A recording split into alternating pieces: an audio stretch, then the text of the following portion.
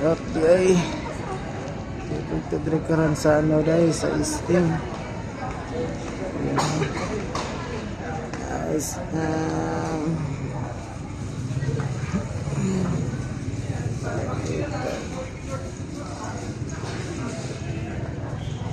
maraming tao doon.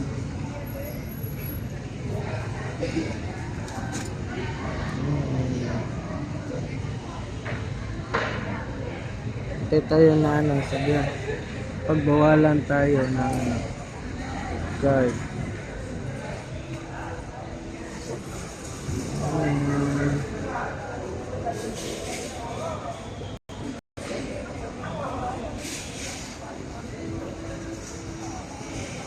Ganda pala tulugan dito na.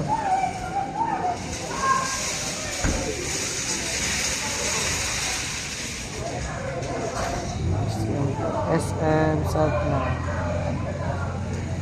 Tulog Challenge.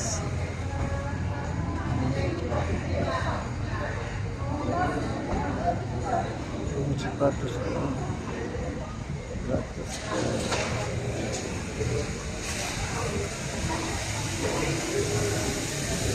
Tulog ka dari ay.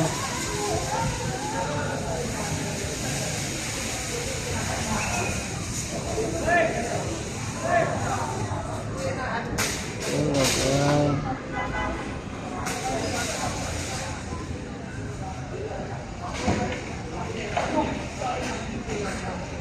Yan lang. Tulog ay.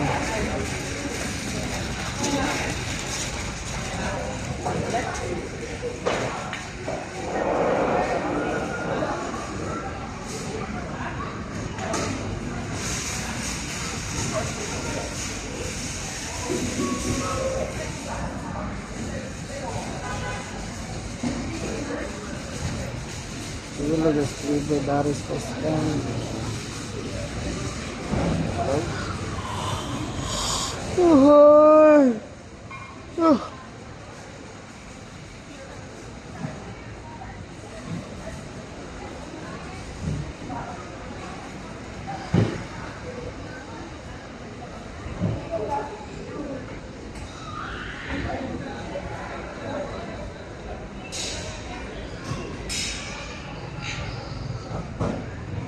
Daming tao dyan ha.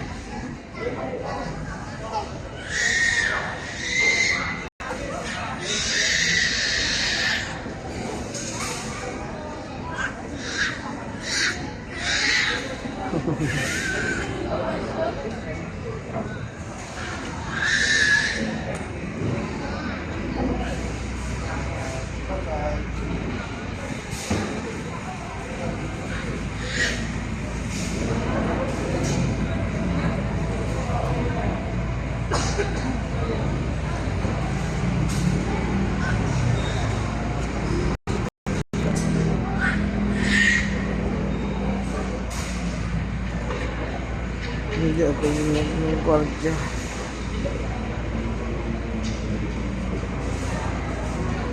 Hindi ako sinita ng gwardiya.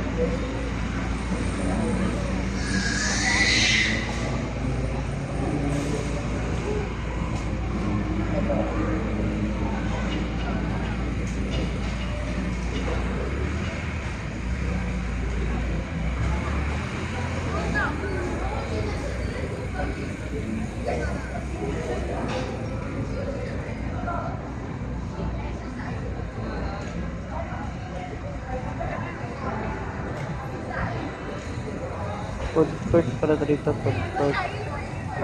Food court challenge, tulog.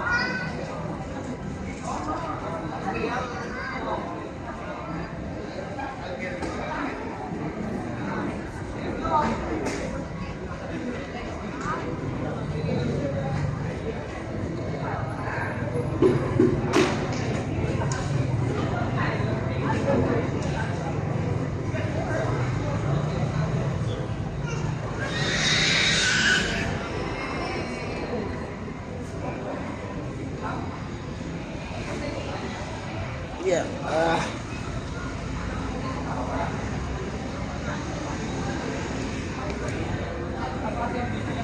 Uwi na tayo.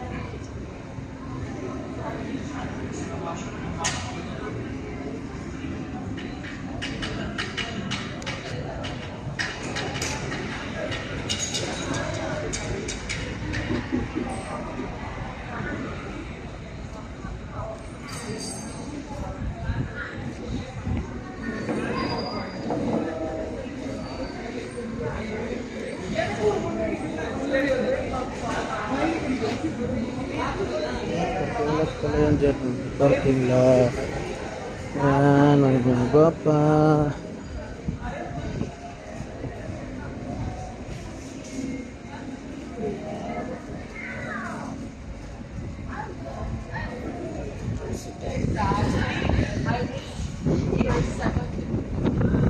Power.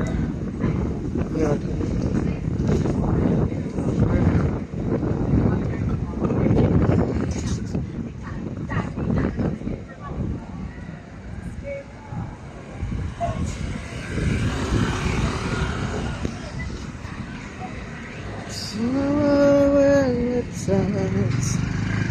What is it like that?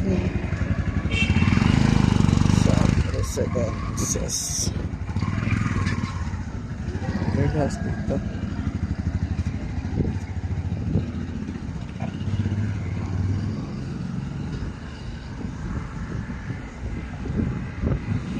Yan ang parking lot.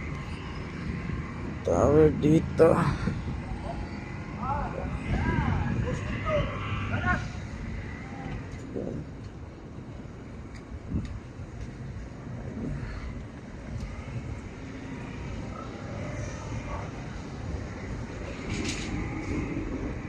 Doon.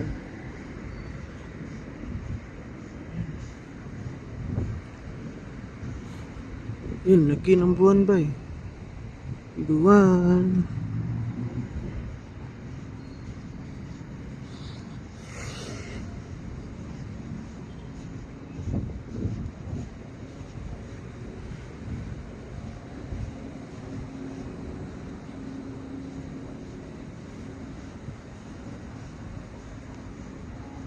Kita dito. Si ano na hindi. Yun o. Yun o.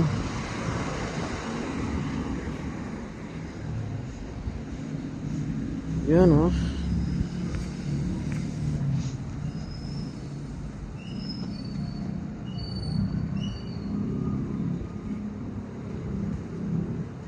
Yan.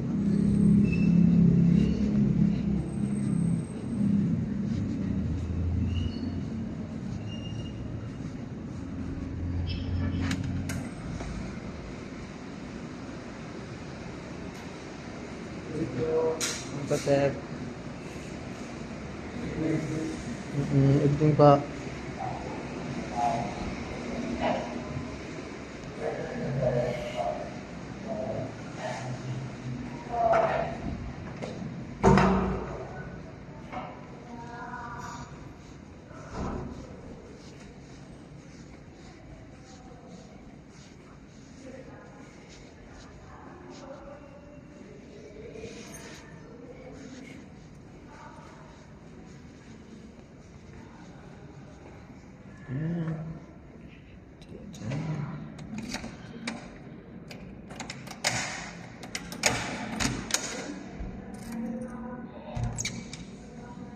Ang dilim. Ang dilim. Yan. Ah. Lamok.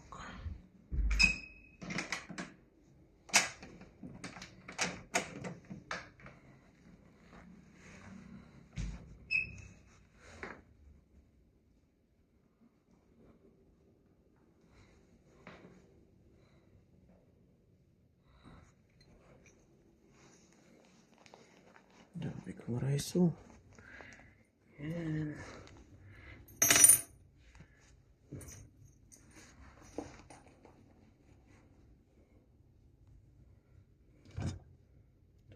Rice. Lutuin natin yan, nalutuin. Initin. Initin pa na. Ligpit natin yun mamaya.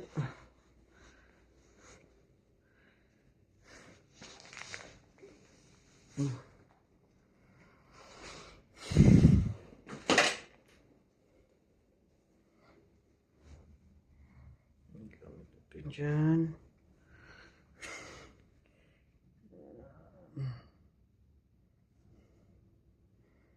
Laki na lang dyan natin. Laki yung dyan. Ayan.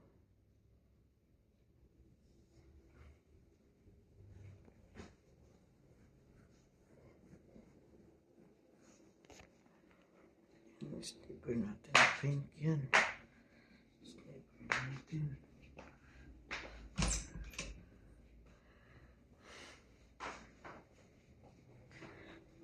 Maraming ano dito, oh. Baon.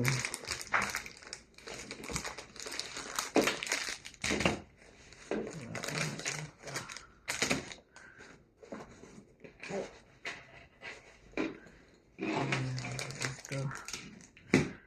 Yan. Ilo. Yan, naliwanag na.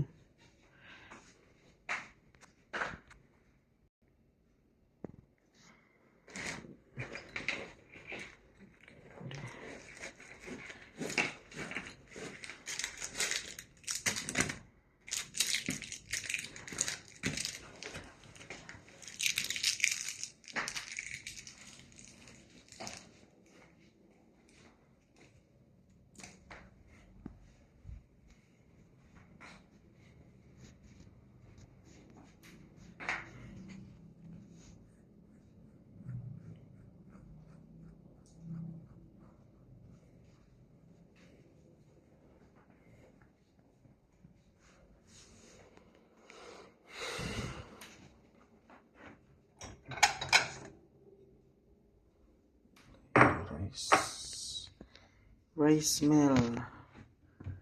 Yan. Rice. Initin natin to.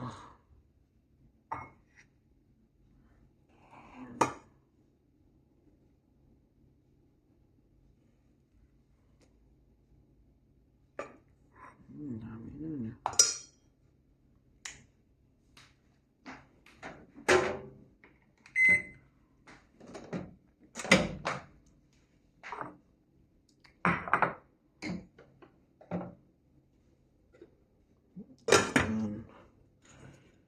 Lagay doon. Yan. Ito.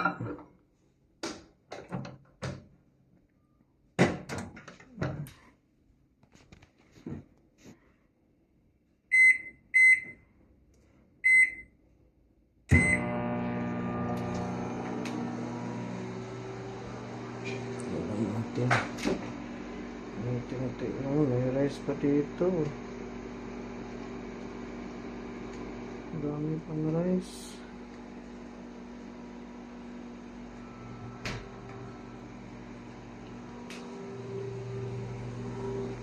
Oras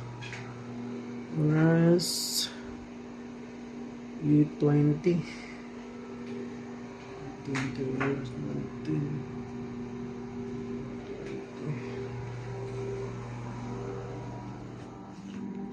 Ulam na. Limpo yung ulam. Limpo. Ano to dito? Sardines.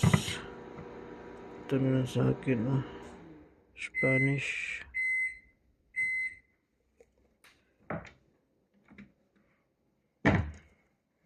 Straight na tayong karni. Ito namin natin. Hindi na tayo magluto. Yan.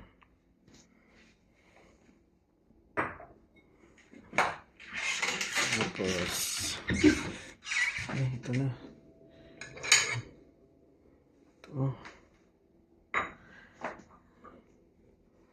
Ito natin ito. Watch lang.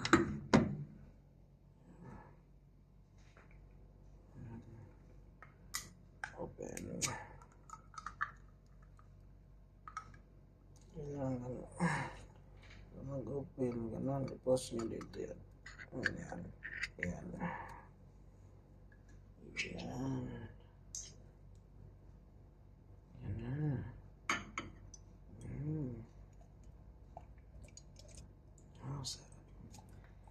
Sarap ang ulam ko.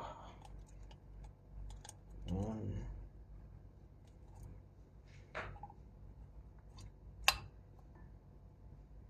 Ayan.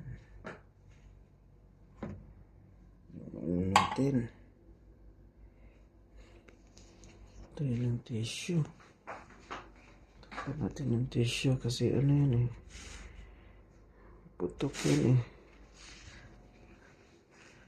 Takpan natin yung tissue. Ayan.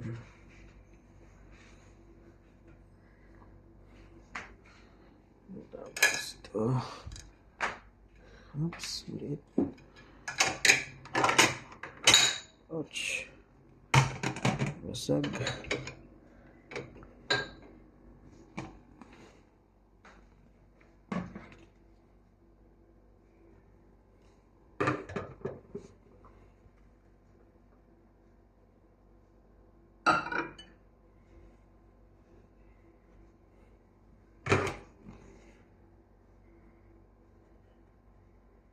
Ayan.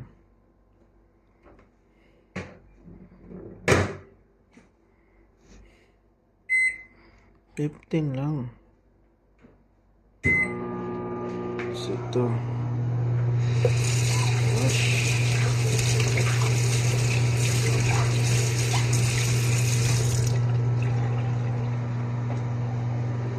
Tapon.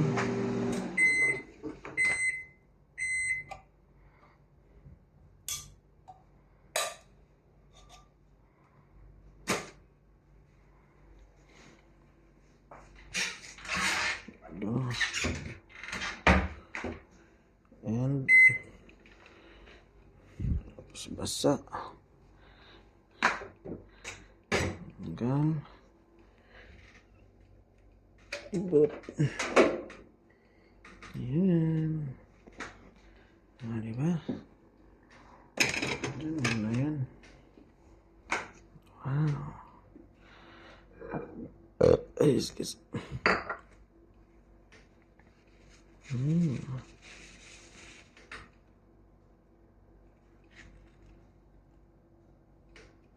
Mainit na siya.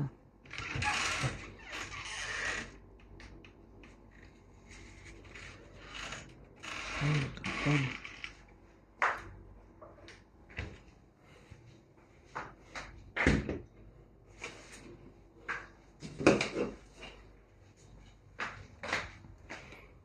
Gilid.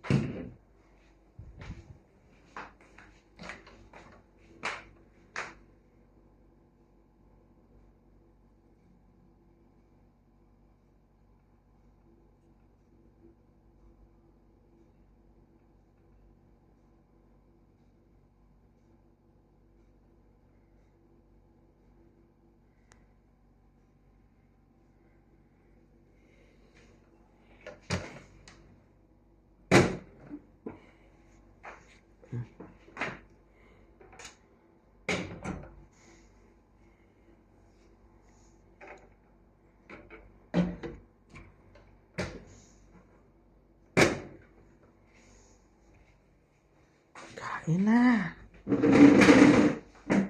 Kain na.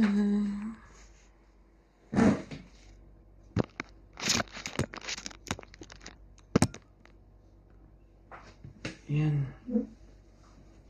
Kain.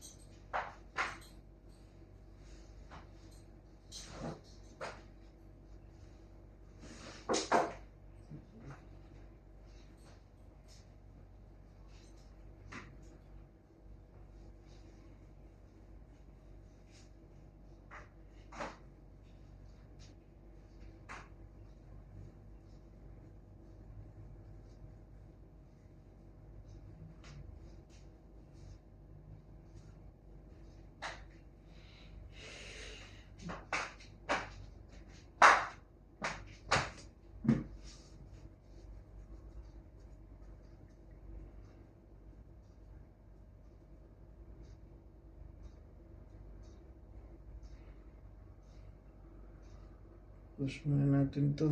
Ihi muna ako.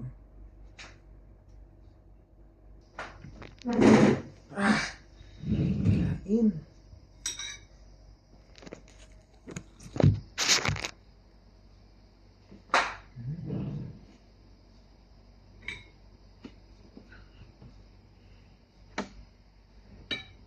Wow.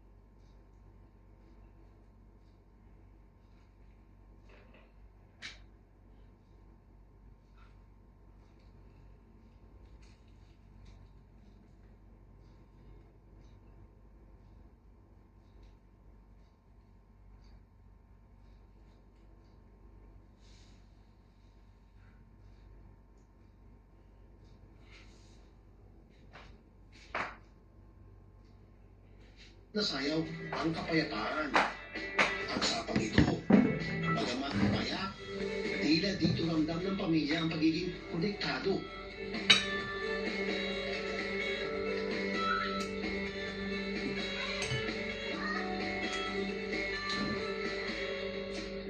Matapos maligo at pagtampisaw, dinala namin sila sa barangay hall kung saan may sorpresa na naghihintay sa kanila. Lord.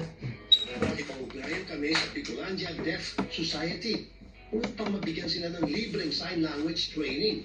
My name is Arlen Lastrella, and this is my sign name.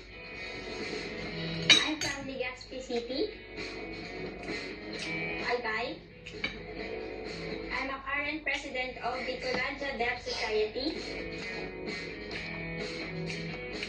My name is Dondi Anasin. This is my sign name, and I'm from Pili Camarines Sur. I am a current treasurer of Bicolandia Deaf Society. Naisip namin gumawa ng organization para sa mga deaf community to support them. Kung sino may kailangan para mabigyan namin ng tulong at mabigyan ng iba't ibang programa na para madali kaming maka-access sa iba't ibang ahensya ng gobyerno and madali kaming makahingi ng tulong at madali din makahingi ng tulong yung mga deaf community dito sa Bicol. Isa sa mga layunin ng Bicolandia Deaf Society ay makapagbigay ng maayos na sign language training, hindi lang sa mga pipi at bingi, pati na rin sa mga gustong maging sign language interpreter. Meron pa kasing ibang mga interpreter na hindi sumailalim sa proper training. Ngayon, may plano kami, katulad ng FSL or Basic Sign Language, para sa lahat ng mga agencies or future na gustong maging sign language interpreter.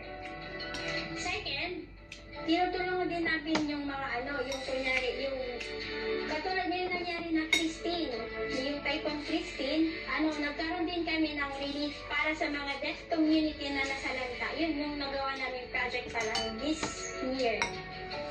Ayon sa National Council on Disability Affairs, mahigit 114,000 na Pinoy ang rehistradong pipi at bingi sa bansa. Mahigit namang 56,000 dito ay mga babae.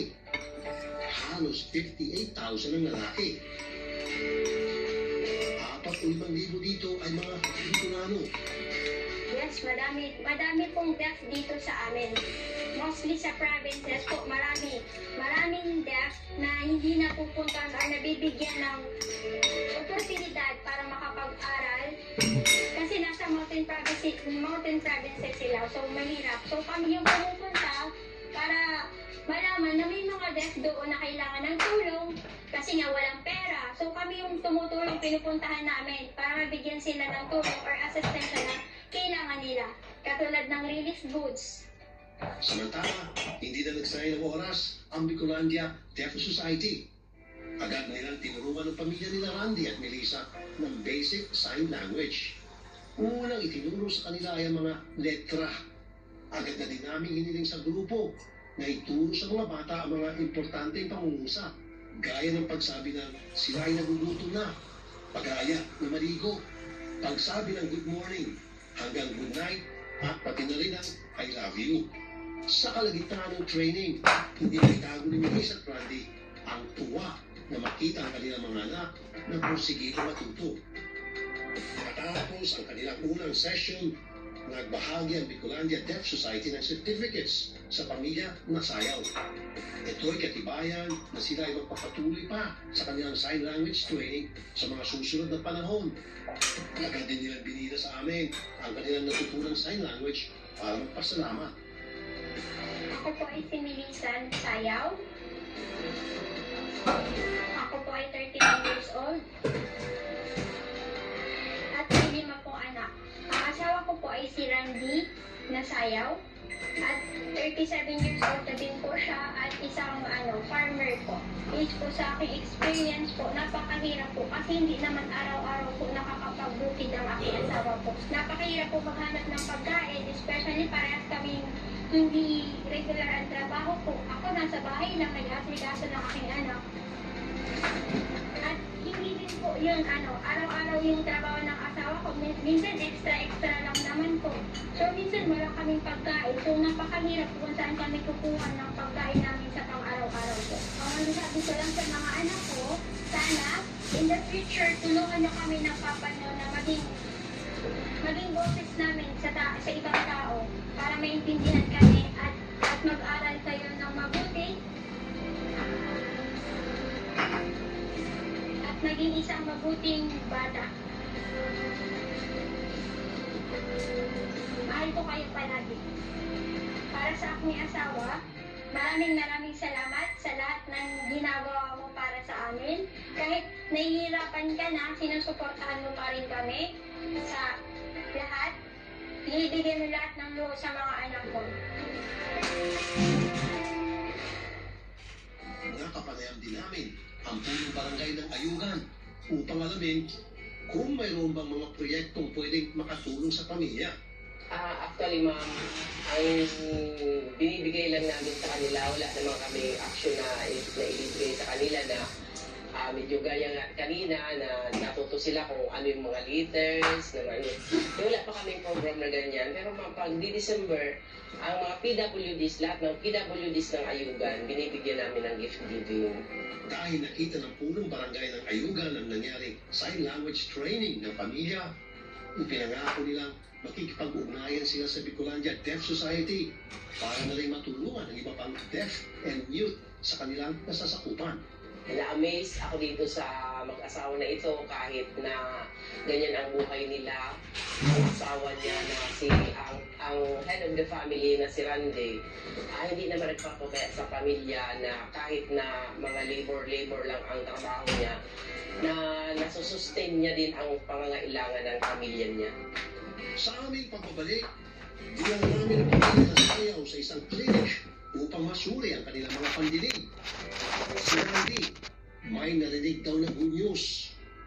Magbabalik pa ang kapatid mo.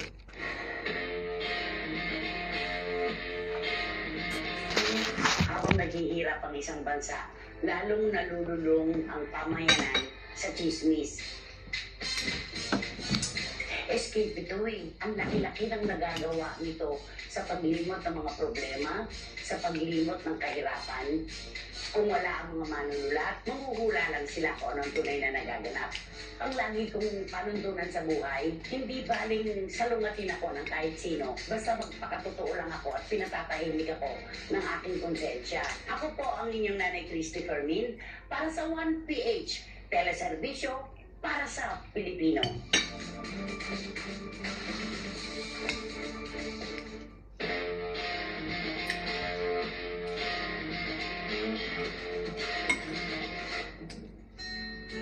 Isinama namin ang buong pamilya na sayaw papunta sa isang clinic sa Naga City.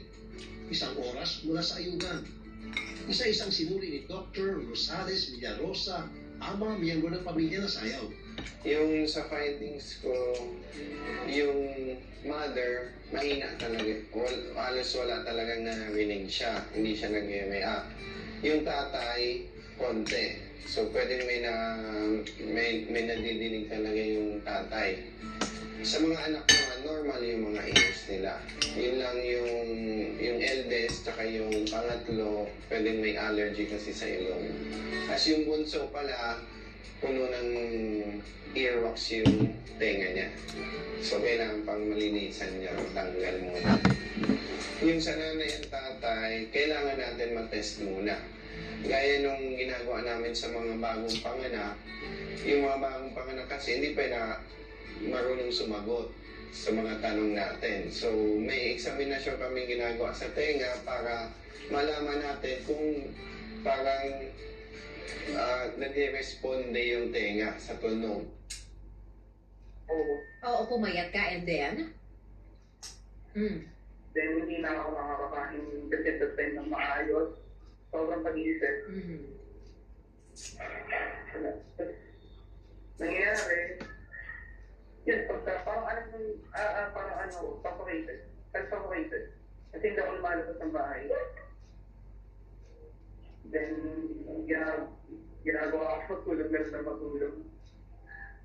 Sabi ko na time, Lord, kunin mo lang ako. Kung pwede din ako mag-isip. Pero hindi eh. Hindi kasi meron pang better na plano si Lord. para sa iyo at ibibigay pa niya yung deserve mo. Eh Mano, maraming salamat sa pagtitiwala, sa pag-share ng iyong story. Ipagdadasal namin na dumating talaga sa iyo, patuloy kang nga i-bless ni Lord ng mga biyaya at ma-surprise ka pa, 'di ba? With more beautiful things coming your way. Maraming salamat. Mag-iingat ka ha. Yeah. And alagaan mo yung puso mo. Unahin mo na yung sarili mo.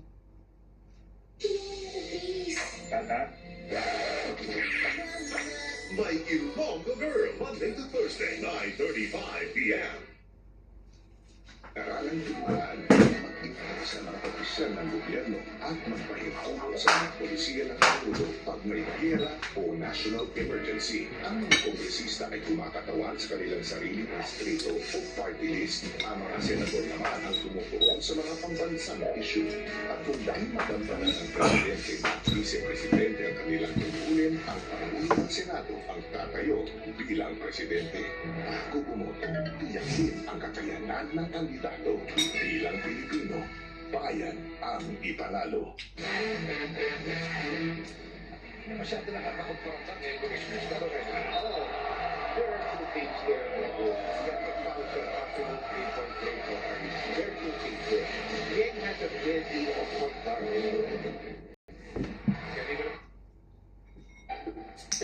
Hindi nila bet na tinititigan sila, pero sila naman tong tingin ng tingin. Nangingilala lang ba sila o sila talaga ang mamangmata?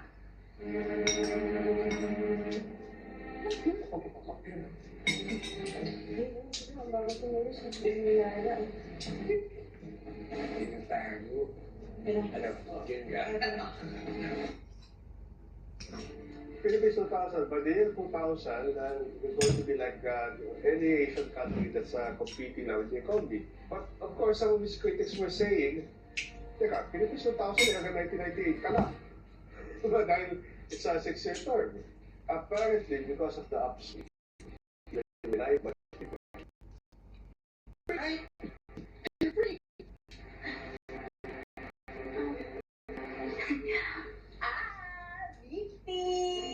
Big Beam, that's you, because me and my husband were just, were playing.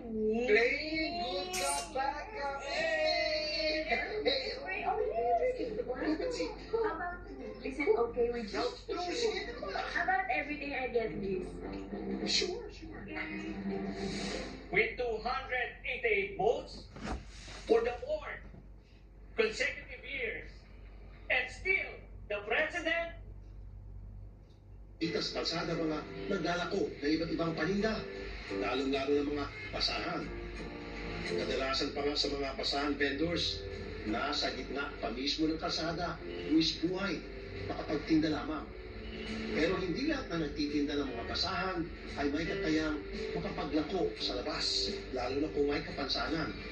Salamat na lamang sa modernong pamamaraan ngayon at maaari ka na maka-order ng basahan online.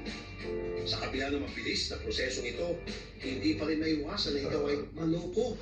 At isa na nga si Tatay Rinaldo, o mas kilala sa tawag na Lolo Turmat. Pati yung folks nyo, hindi makaansan yung mga organization. Aga na yun. Nakansan natin. Kaya nga po, Nahirapan daw talaga si Tatay Rinaldo sa sinapit niyang pagkalugi sa negosyo.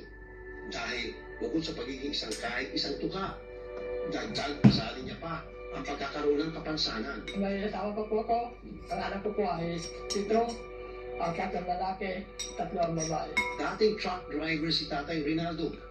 Nagsimula siya mahirapang maglakad nung siya ay 54 years old dahil daw sa sakit na polio.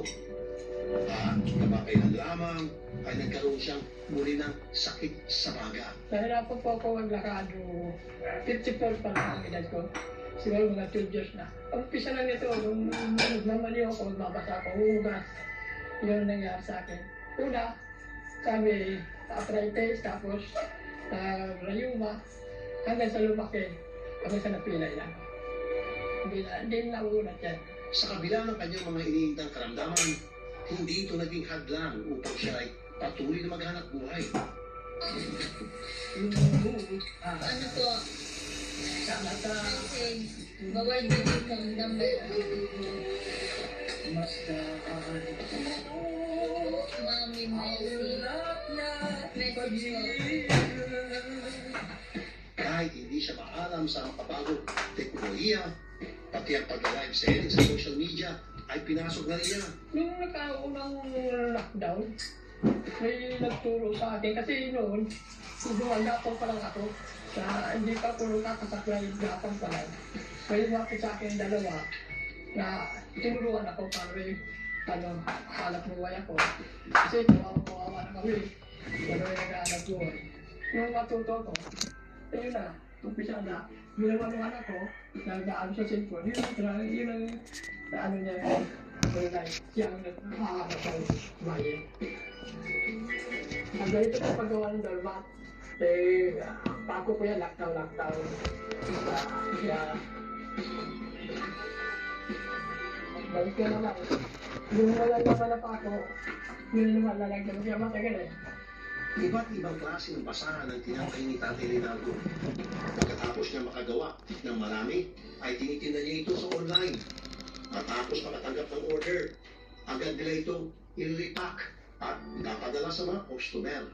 Hindi lamang si Tatay marunong gumawa ng basahan.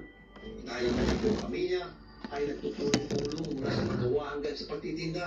Ay kami po kasi gumagawa ng gan. Pag oras na may nag-order po, naglalag yung isa kong anak. Siya po nag-handle ng mga kanayan, mga basahan. Tutulong pa ako mag-pack ng basahan. Tapos pag may nag-order, saka po kami tumutulong. Kapag nagpapahinga po siya, kami naman gumagawa ng basahan. Ay kami po kasi gumagawa ng gan. Pag oras na may nag-order po, naglalag yung isa kong anak. Nag-handle ng mga kanayan, mga basahan. Ay naku, sa kasalukuyan po, nung nagkasip po yan po sa TV. Nahirap po kami. Hindi ko alam kung saan namin kukunin yung kaka namin sa kanya. Pamasahe pa po sa center. Ay pag oras lang kainan na po, bibigyan ko ng pagkain yan, tubig, tapos ulam. Pagkatapos niya po, higa lang siya sa dito, sa sahig. Yun na po ang ginagawa niya. Minsan pag naglalakad-lakad siya. Tapos sinusundo ko po yan. Lalo pag hating gabi naman na walang tandong niya, pigbigyan ko po kasi para hindi nga siya mag-ubo. Noong nagsimula siya mahirapang maglakad, ang kanyang mga anak at pamangkin ang tumulong sa kanya upang maghanap buhay. Matagal na po kami gumagawa ng basahan. Tuwing ko po si Reynaldo Patram, si Marlene po. Simula po ng pandemic, ang hanap buhay po namin paggawa ng basahan. Yung po tumutulong sa amin.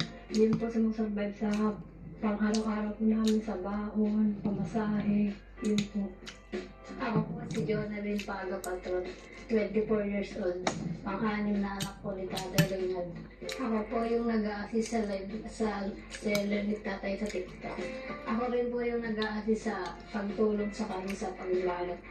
Sa kabila ng pinabilis na pamamaraan ng pagbili ng mga gamit, andyan na rin ang social media at iba pang online platforms, hindi pa rin naging sigurado ang kanilang kita. May pagkakataon pa nga na pera na ay naging bato pa. Nung ako, may umorder sa akin na hindi kinuha, naka-ready na lahat. Iyak ako nun dahil nagdamagang gawa. Tapos, nung naka-ready na, ngayon ako hindi na kukunin. Naka-ready na. Biglang tumawag, hindi na kukunin. Nungit na naman. Tapos, mga ganito kahaba. Sadya nga nakapagdulumo ang nangyaring ito kay Tatay Rinaldo. Gumawa sila ng halos 200 piraso ng kabasahan na nagkakalaga ng halos 20,000 piso. Ngunit ito'y nauwi lang sa wala. Sakit po, dahil kasi po, puyat, pagod. Kahit nga po ako inuulo nagdamagan kami gawa. Kaya umiyak ako nun kaya maraming naawa sa akin. Kaya nagbayan ako, maraming dumating na tulong. Bakas ang lungkot sa mga mata ni Tatay Rinaldo kung gaano kasaklap ang inabot nilang panluloko noon sa financial na orders. Kaya naman, noong nakaraang taon, may isang grupo ng mga kabataan ang hindi napigilang puntahan sina Tatay Rinaldo. Lumapit sila na magpaabot ng tulong. Ako po si Tata Akado. 19% po ay taga-Manila po ako. Nakilala ko po si Tatay Rinaldo sa social media. Nagpo-post po siya noon ng mga basahan niya and yung mga hinanakit niya noon sa mga bumibili tapos kina-cancel. And nagbabayan po siya. After ko po siya makita sa social media, syempre sobrang hindi kinaya ng puso ko. Nag-post ako naman in public na baka meron akong friends na gusto dito na tumulong kay Tatay Rinaldo, makapagkait or pera. Tapos kami na bahalang pumunta kay Tatay Rinaldo para tulungan siya. And then, sa mga gusto rin sumama, natanong sino gusto sumama since bibigay ako yung mga pagluhat. So, bale, may tatlong sumama sa akin. Yung isa, boyfriend ko, yung dalawa, mga kaibigan ko rin. Nung araw na yun, Sunday, bumili kami ng mga bigas, pagkain, groceries. Yung order ko po sa kanya, yung on the spot sa bahay na niya. Kasi ang dami palang nag-cancel na order sa kanya. So, sobrang dami yung basahan hanggang kisa nila yung kailangan. And marami kami binili magkaibigan. And sa pag-share, since marami yung nakakita ng post ko, marami na rin umorder. Doon na nga nagsimula mag-viral si Tatay Rinaldo bilang si Lolo Dormat. Mayroon pang netizens ang nag-request na siya ay matawagan sa pamagitan ng video call para siya ay kumustahin. Salamat na lamang sa may mga mabubuting kalooban na handang tumulong sa mga nangangailangan. At sa social media, kung saan mas nakilala si tatay at dumami na rin ang umorder sa kanya. Sa kabila ng ng pagkakaroon ng karamdaman ay tataguin pa rin ni Tatay Rinaldo ang kanyang pamilya. Pero may panibagong dagok pala sa kalusugan ni Tatay Rinaldo. Malalampasan pa kaya niya ito. Magbabalik pa ang kapatid mo.